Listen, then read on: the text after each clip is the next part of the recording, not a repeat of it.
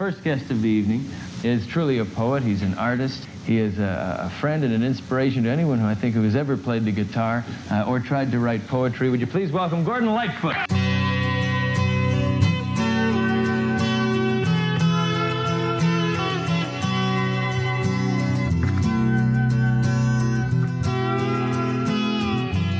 In my fashion, I have been a good man. I have loved and I have lost. Ever after, I will be remembered in my fashion, in my way.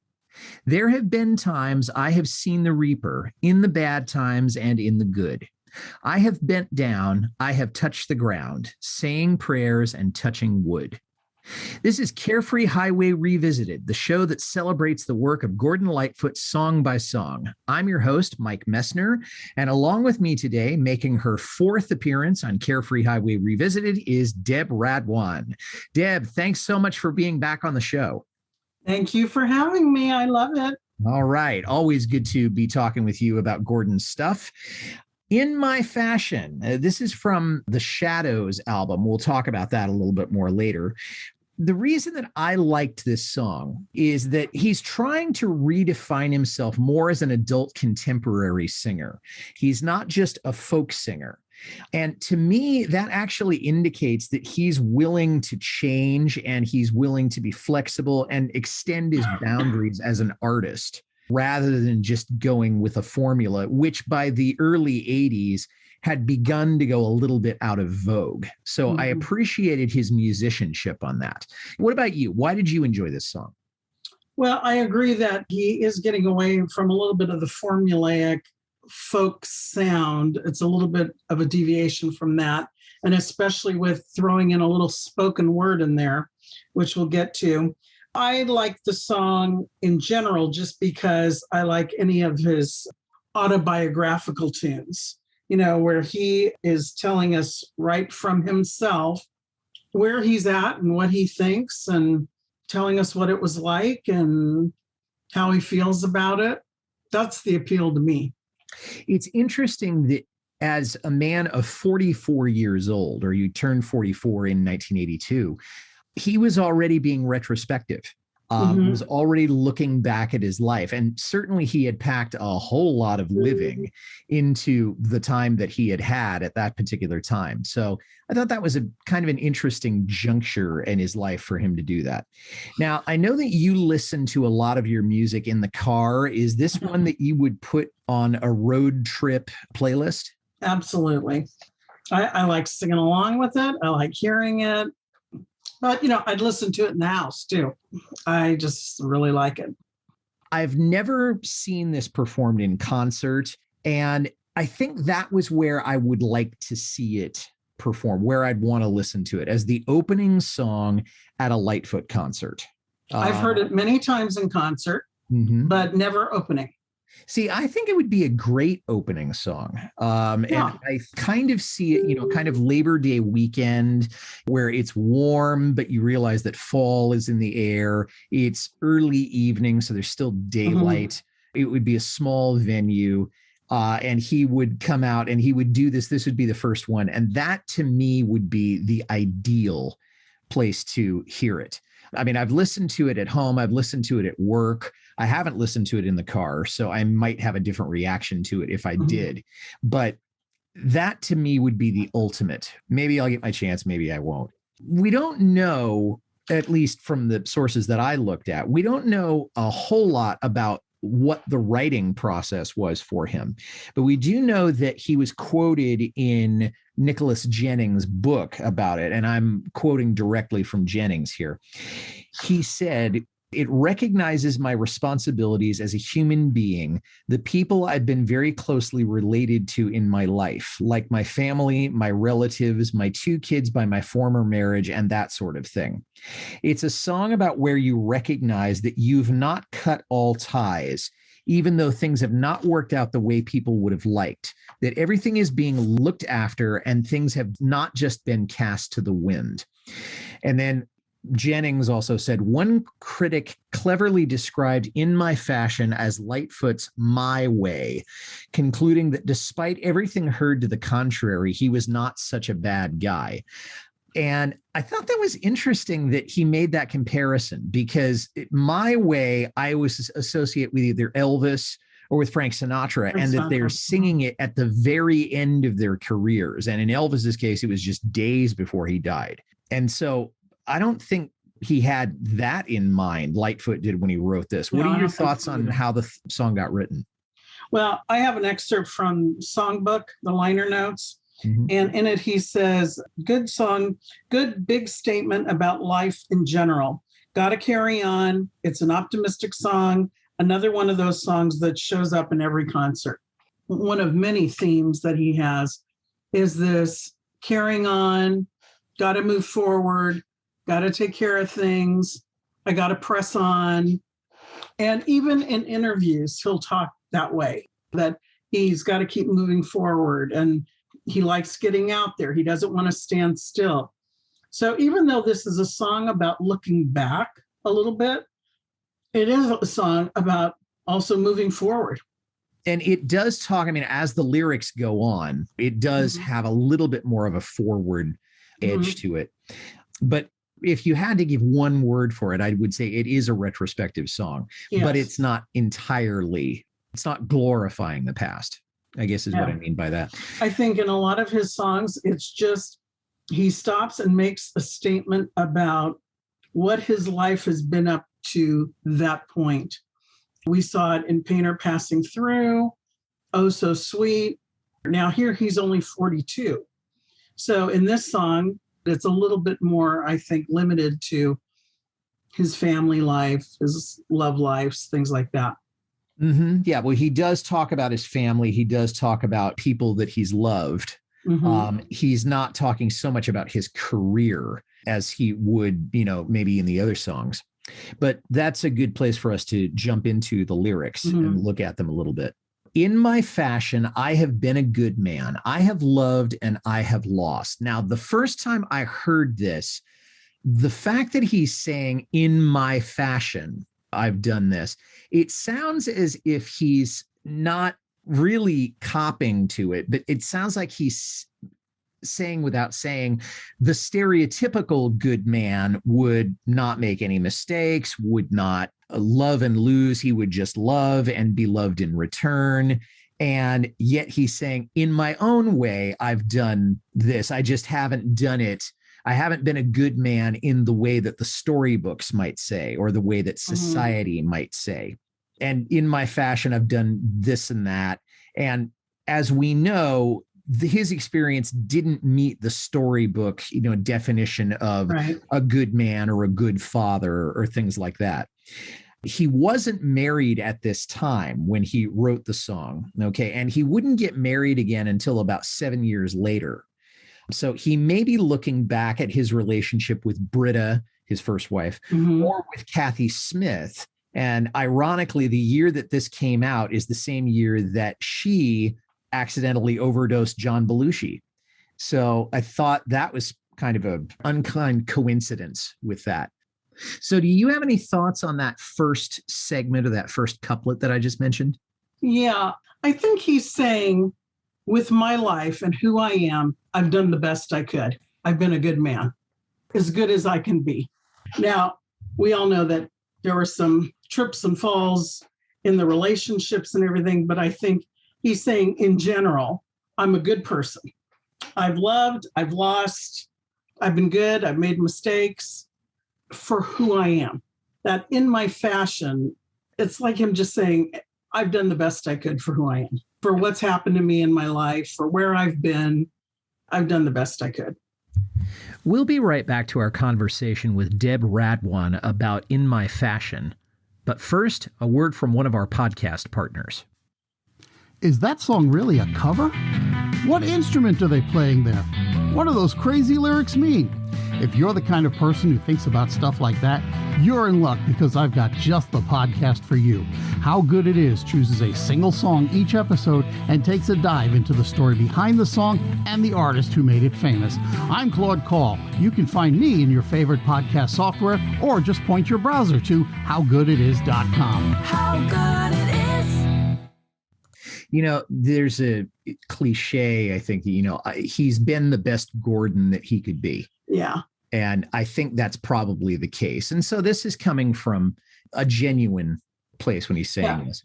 I don't think it's boastful or anything. I think it's just, this is where I've been, and I think I'm a good man, but I've lost, much like most human beings on the planet.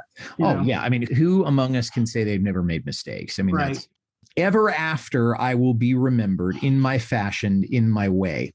And it doesn't sound boastful at all, but it does sound like he's resigned to what he has done that others may not completely approve of, in terms of his relationships with women, his being in a way an absentee father, and maybe his alcoholism, although that's a little bit less clear in what he's doing here. The next verse to me is the most fun to think about, because it says, there have been times I have seen the reaper in the bad times and in the good. And when I think about the reaper, well, there's only one context in popular culture where you think about the reaper, and that's the Grim Reaper. Right. And I'm wondering if he had any near-death experiences at the time. Clearly, he was going to have some in his later years. Right. But I don't remember that he had too many near-death experiences by 1982. No. Do you know of any? No, I don't think so. But he does talk about his drinking in interviews and says, if I kept going the way I was going to die. He has said that. So I think maybe he's referring to that he knew that his drinking was not taking him in a good place. Now, the other thing, though, that I wanted to say about this was when you pull up the lyrics, if you read it like poetry based on the grammar of the sentence, it says, there have been times I have seen the reaper in the bad times, comma, and in the good, I have bent down, I have touched the ground, saying prayers and touching wood. So if you read it the way the grammar is, he's saying, I've seen the reaper in the bad times, and in the good, I've been on my knees praying and whatever we think touching wood is. So if you read it the way the grammar is, it's a little different. If you read it as straight poetry, yes. And unfortunately, if we're listening to it as listeners to a song, we can't appreciate that. That's right. But yeah, I mean, I really think he could have published this as a poem, and it would have had a completely different, that hadn't occurred to me, but I really like that. So he may be using just a little bit of hyperbole where he wakes up from a hangover or with a hangover and thinks he's going to die. That is not an uncommon occurrence for people who drink a lot. I just think he's seen his life. There have been times he's known, if I don't stop this, I'm going to die. In those moments, he's seen the reaper, and in the good, he has bent down, gotten on his hands and knees. And we're going to come to that, just right now. He uses the word times twice here. And I know that writers that I talk to, they try not to use the same word, more than once in a song. I can remember that Paul McCartney, when he was writing Hey Jude, that part of it was the movement you need is on your shoulder. And he said to John Lennon, oh, I'll fix that. And Lennon said, why would you want to do that? And McCartney said, well, I've used the word shoulder once, and it's a stupid expression anyway. It sounds like a parrot or something. Yeah. And so when I saw him use the word times, I mean, that close to each other, I thought to myself, maybe he just couldn't think of another way to say it. But the fact that he's using the word times again, I thought to myself, did he have any problems writing this song in terms of more lyrical variety? I don't think it's writer's block necessarily, but I just thought it was interesting that he kept on using that term. Is that something that you'd considered? I hadn't. It does bring up a good point. Gordon is such a poet that it seems like there could have been another word put in there rather than saying the same thing over. It didn't occur to me because I think you're writing a song, you've got so many syllables, this fits, so you use it. But, I think you make a valid point.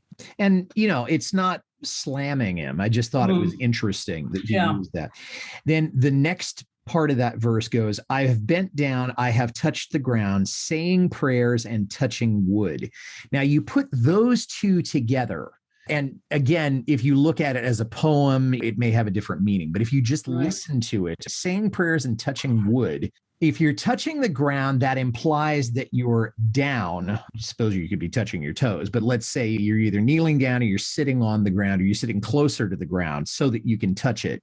Touching wood, well, if you're down near the ground and you're touching wood, the first thing I thought of was you're touching a coffin, someone else's coffin. And so is he bending down to put his hand on someone's grave? Was he kneeling down in a church context? That was one thing that I thought about. And then I wondered, he's bent down, he's touched the ground, saying prayers and touching wood. And I thought, what does this have to do with seeing the Reaper? Again, I'm not really sure where that was going, but I'm wondering if you'd examined it. Well, again, I think I looked at it as a poem. So he's saying in the bad times, I've seen the Reaper, and in the good times, I've fallen to the ground and prayed and touched wood. So the wood made me either think of a religious image, like a cross, or just going from seeing the Reaper to getting down on the ground and touching earth and praying and trees and nature and all that. I don't really know what that line means, but those are the connotations that I get, is either a religious reference or more like nature, getting down on your knees, because that seems the opposite of death. Yeah, is touching life. Or to be reaching towards some source of life, whether it's nature or whether it's Christ or whether it's some other source of life, as opposed to going under the ground. Yes. Which is the way the metaphor could also be taken. Right. And we know that he's a great, I don't want to say he's a naturalist, but he certainly has a huge appreciation for the outdoors and for nature and for creation. Mm-hmm. He does have a religious background in that he sang in church when he was a young boy. I don't know that he's ever been a regular churchgoer as an adult, but I can't help but think he's, I think, spiritually conscious. Yes. Would be the way that I would put it. And for all I know, maybe he's talking about his canoe. In the bad times, I've seen the Reaper, and in the good times, I've touched the ground and I've gotten in my canoe and gone and communed with nature. So I'm not quite sure what that is, but to me, it's either a nature reference or a religious reference. We'll be right back to our conversation with Deb Radwan about In My Fashion. But first, a word from one of our podcast partners.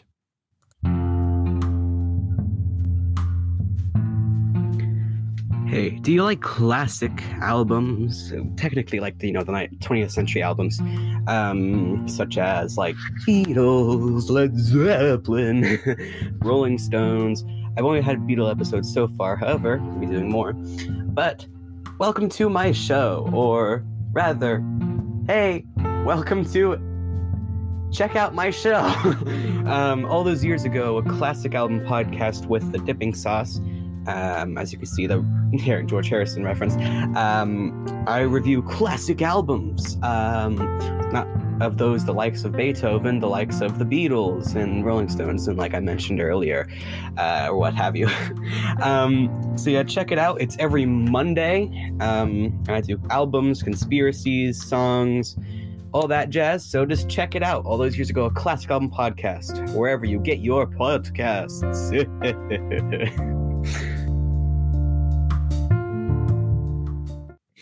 In My Fashion, I have been a father. I have loved and been loved in return. And that's beautiful. And he talks about that in Sit Down, Young Stranger. My love was given freely and oft times was returned. And the only question that I had was he talking about he had been loved by the mothers of his children? Because we know that he had children with Britta. We know he had children from other relationships with women he was not married to by this time. Or was he saying he'd been loved by his children themselves, or both? Any one of those three would make sense. Yeah, I tend to think when I heard the song that he's talking about his children, because he says, in my own way, I've been a father. Mm-hmm. I've been loved and I've been loved in return. And from the ashes, I kept the home fires burning. Even after all was said and done with the ex-wives or the ex-girlfriends, I kept it going for the kids. So to me, that stands as is about him as a father. Now, let's stop there for just a second, because this is something that I'm not clear on in his biography. He did have kids, but then he was also on the road, whether he was married or not. He had to be on the road. Certainly during his stardom years of the late 70s, he couldn't help but be on the road. Right. And so I wonder what keeping the home fires burning meant to him in that context. Keeping his children in mind, I would think, would be at a minimum. But I just wonder what that meant to him, apart from just saying that he loved his kids, because he wasn't there for them the way that somebody like a dad who had a 9-to-5 job would be. So any thoughts on that? Well, I know in recent years, he's talked about how he had to go back and make good with his kids. But I know that he ended up having good relationships with his ex-wives and ex-girlfriends. I think when Britta died, he was very upset. He wrote songs about his kids, for his kids. I'm hoping that since he wrote those songs, he had an opportunity to sing those songs to his children at some point. So I'm assuming there was a relationship, certainly not an everyday coming home and having dinner with the family, but that there were efforts to keep in touch with the kids.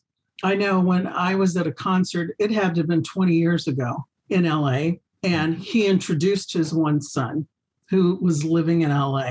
So I think he made considerable effort to keep in touch and keep the relationship there, even if it wasn't all that he wanted it to be because of his absences and his drinking, maybe, who knows. But I think the effort was definitely made. And certainly in his later years, that was a key focus for him.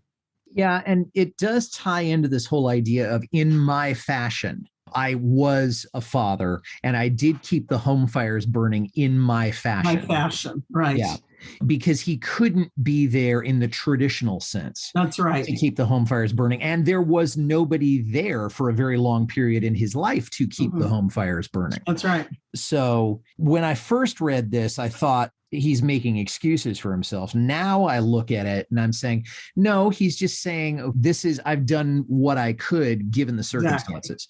Exactly. And he's not exactly apologizing, but he's also not holding himself up as the paragon, right, of being a husband or a father. I think he's just saying, this is the way it was. And that's how I'm going to be remembered in my fashion.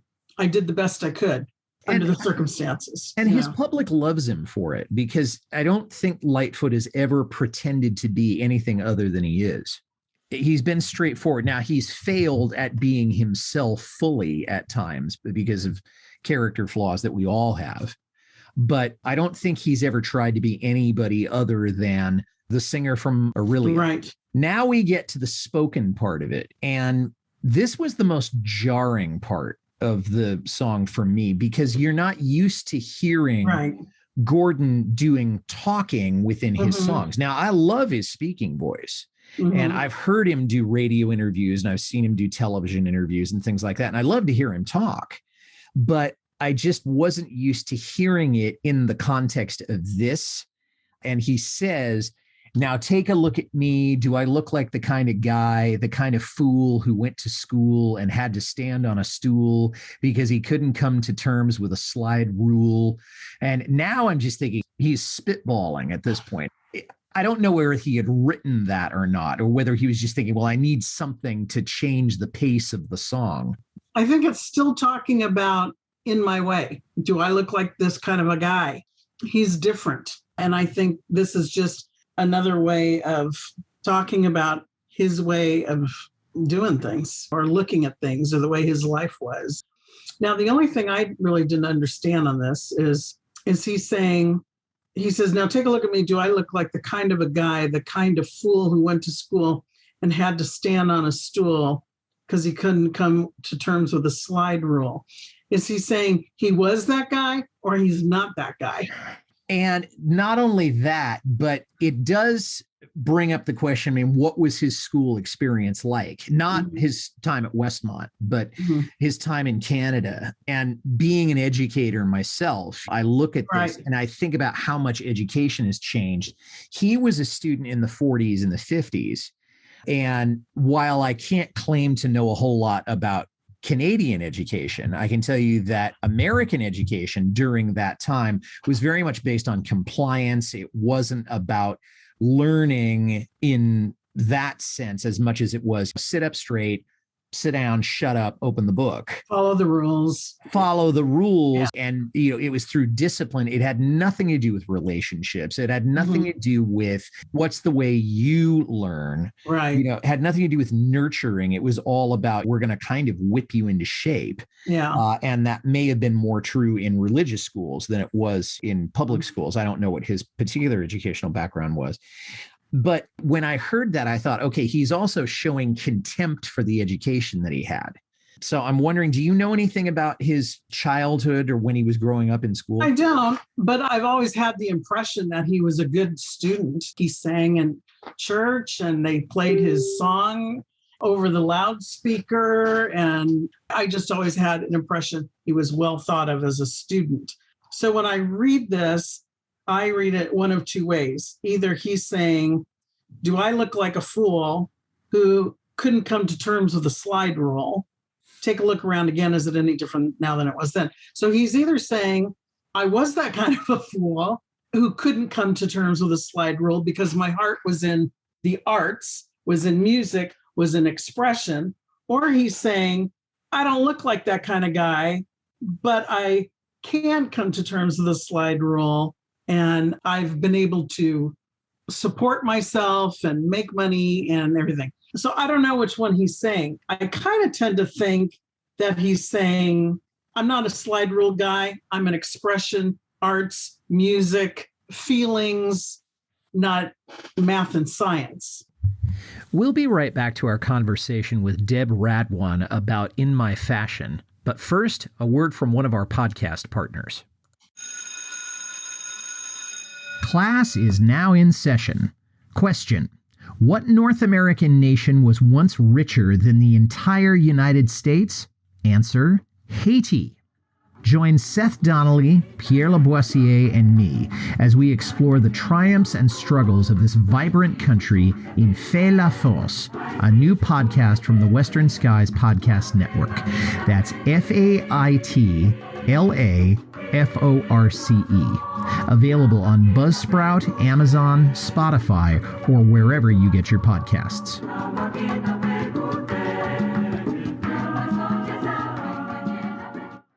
I think that is very consistent with the character. I mean, he really is a creator. He's an artist. He is a painter passing through, and he's a poet. All those adjectives that apply to him. Right. He's not a technician.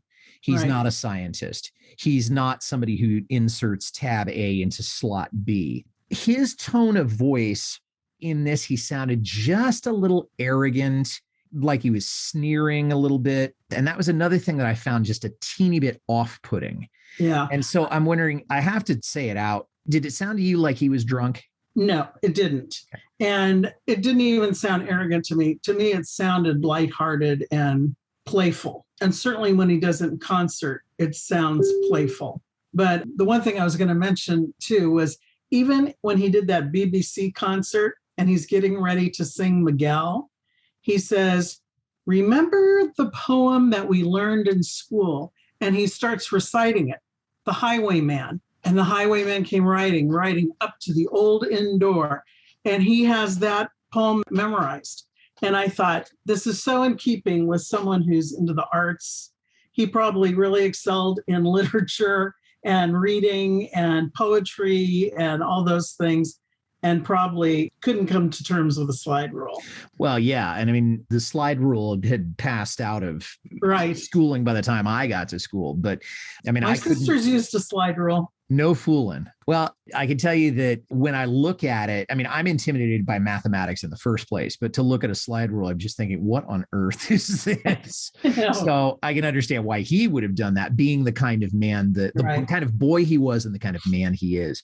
And then it finishes up with that repetition. In my fashion, I have been a good man. I have loved and I have lost. And ever after, I will be remembered in my fashion, in my way. And he does use some background singers, although he doubles his own vocals also. The song originally appeared on Shadows, which came out in 1982. The album got to number 16 in Canada. It got to number 87 in the United States. It was very well reviewed when it came out, and it had some great songs on it, but it just didn't sell particularly well. And the song was released as a single. I think Baby Step Back might have also been a single from that record. But the single did not chart in either the US or Canada, which I thought was kind of interesting because it certainly has the feel of a hit single. Poppy, but I think the tastes of the audience in 82 were a little bit more into technology and new wave stuff than something that was powered by an acoustic guitar, which this song is. Right. What's your favorite musical aspect of the song? Because we've talked a lot about the words, but for the music, what really does it for you? Several times, especially toward the end, where all the guys come in and really just this cacophony of different sounds. And I like that little explosion of sounds, if I'm making any sense. Yeah. It's got a good beat, and I feel like I'm on American Bandstand. It's got a good beat, and it's got good sound. It is rhythmical, but all of his songs are. That's the joy of playing a 12-string guitar. If you can play it and if you can keep it in tune, it's as percussive an instrument as you can get. For me, the intro is the thing that really got me. And it really says to me that he still has, at 44 years old, which is when this came out, he still has some really good pop sensibilities, because he realizes that if you can do something with moving chords and it sounds like classic Lightfoot, but it has more of a rock beat to it. I mean, he realizes that there's still a taste for that, even though it's not going to be a number one anymore. So I can hear that. And that's the thing that I liked about it musically. Speaking of the music, on this record, and we don't know exactly who played on what track, but we do know Lightfoot was singing vocals. He did some of his own harmony vocals. Rick Haynes was playing bass, Terry Clements lead guitar, Barry Keane drums and percussion, somebody who's still with the band. Michael Heffernan was playing keyboards and synthesizer. Pee Wee Charles, still with the band at that point, doing steel guitar and dobro. Dean Parks and Patrick Miles both played electric guitar. Dennis Pendrith played bass on some of the tracks. Robbie Buchanan was a synthesizer player. Victor Feldman did percussion, and then Herb Peterson did harmony vocals. So again, this is sort of a transitionary album for him, because he has Terry Clements and Pee Wee Charles, and this is towards the end of their tenure with the band. But then he's got Rick and Barry and Michael, who are still with the band as we're speaking today. So you could say that this is kind of the changing of the guard for Lightfoot's music. Okay, now we come to the great guessing game. Okay, Gordon's great guessing game. I think I will call it that from now on the show. Without cheating, how many times has Gordon played this song in concert? Well, he's played it in concert most of the time in the last 20 years. I would say it's in excess of 400. Very good. Yes, 485 times, according to setlist.fm. First time he played it was well in advance of this song coming out. First played it in July of 1976 at the Mississippi River Festival. So my guess is that he probably felt like he could do that, but he hasn't played it since July of 2014 in concert. The last time that we know of was at the Bergen Performing Arts Center in Englewood. But I would welcome him playing this again. And you said it's one of those songs. I mean, I guess in the songbook notes, he said, it's one that he does in concert quite a bit. And I've heard it many times. Yeah. So I would like to hear him play it in concert. And I would love to hear him open with that if he chose to do so. But he hasn't done it in a while. And I thought that was kind of interesting. Okay. No one has covered the song as of right now. For me, there was only one artist that I thought might sound good doing this, and this is Judy Small, who is an Australian folk singer, also an attorney. She's been out of the music business for a little while, but she plays in much the same style.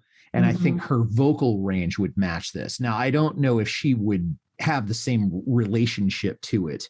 Right. Because I don't know how retrospective she is as an artist. But when I was listening to this, I thought, okay, I'm hearing Judy Small. Now, what about you? Is there anybody that you'd like to hear cover this or you think could do a good job on it? You know, I've been thinking about this for a couple of days because I knew this question was going to come up. I really have not been able to come up with anybody. You know, if I pick someone, I want them to have some relatability to the song. And I just really couldn't come up with anyone who was relatable and who had a similar, not exact, but similar sound that could pull it off. So I just really couldn't come up with anybody.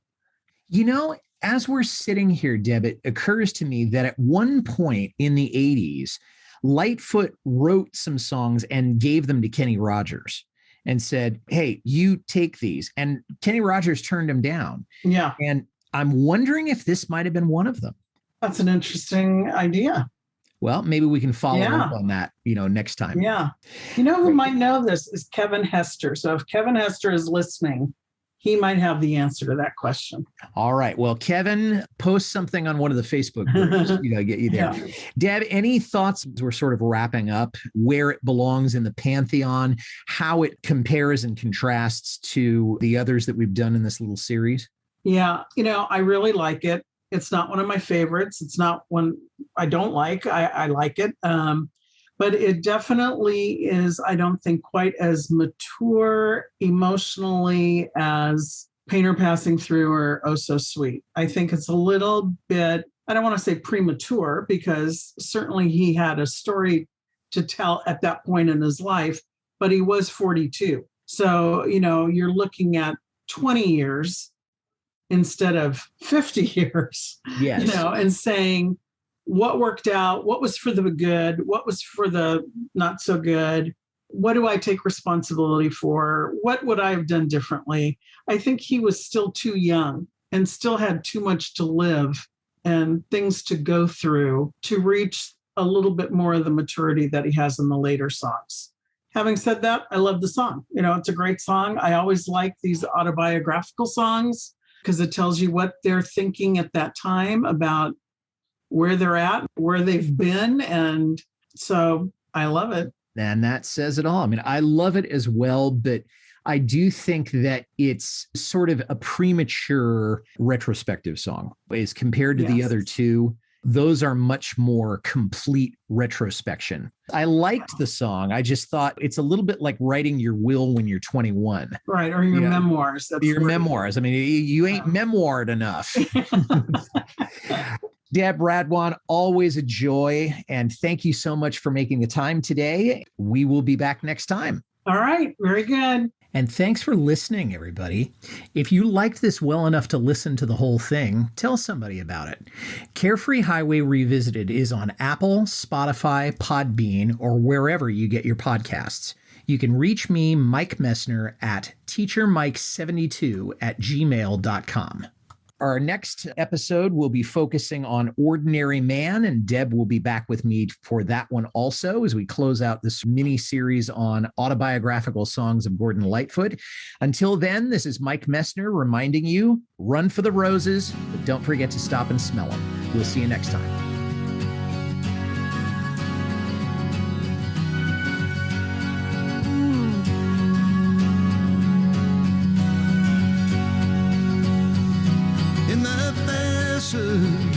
I have been